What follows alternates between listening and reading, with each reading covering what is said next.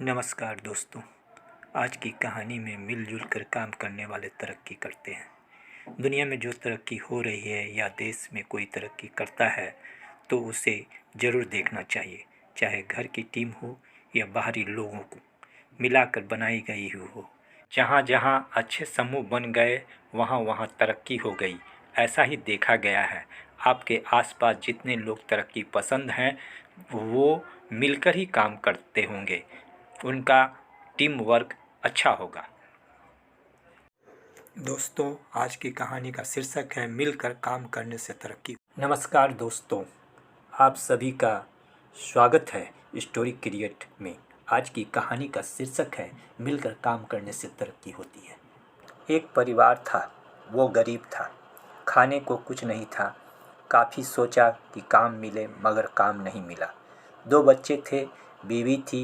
एक दिन उन्हें विचार आया कि इस गांव में काम मिलना मुश्किल है, चलो कहीं और चलते हैं।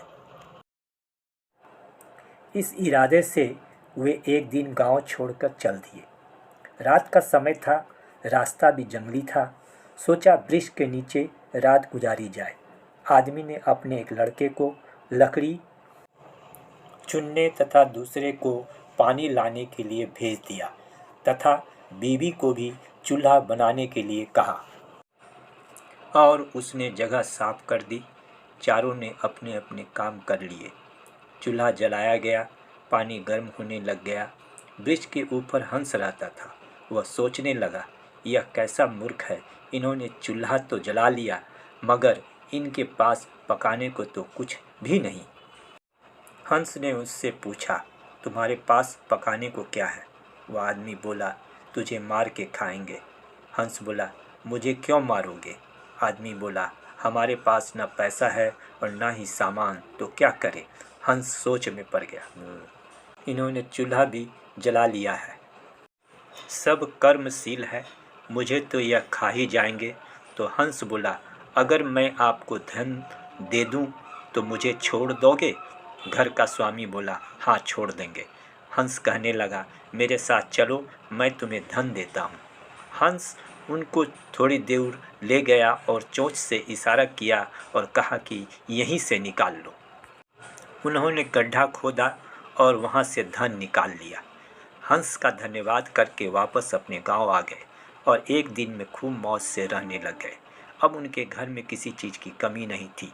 पड़ोसी ने देखा कि इस परिवार के पास ऐसी कौन सी चीज़ आ गई जो इसके पास इतना कुछ आ गया। उसने छोटे लड़के को बुलाकर सारी बात पूछ ली कि पैसा कहाँ से आया है। उनके भी 2 बच्चे थे, उन्होंने भी ऐसी योजना बनाई और चल दिए। उन्होंने उसी वृक्ष के नीचे डेरा लगा दिया। आदमी ने अपने बड़े लड़के को कहा, लकड़ी लाओ तथा छोटे लड़के को पानी लाने के लिए कहा, परंतु दोनों आनाकानी करने लगे। बीवी ने भी कहा कि मैं थक चुकी हूँ। जैसे जैसे पानी लकड़ी इकट्ठी हो गई और पानी गर्म होने लगा। हंस फिर आया और बोला, तुम्हारे पास खाने को तो नहीं है, तो फिर पानी गर्म कर रहे हो? आदमी बोला, तुझे मार कर खाएंगे। हंस मुस्कुरा उठा और बोला, मारने वाले तो 3 दिन पहले आए थे, तुम अपना समय खराब मत करो, घर जाओ। तुम मुझे क्या मारोगे, तुम तो आपस में ही लड़ रहे हो। जिन्हें दूसरों को जीतना होता है वे खुद नहीं लड़ते। संसार का नियम भी ऐसा ही है। जिन लोगों ने तरक्की करनी है वो मिलकर चलते हैं और आज भी संसार में उनका ही बोलबाला है। जो आपसी तालमेल में रहते हैं वे ही समाज रूपी हंस को जीत सकते हैं। Thanks for watching.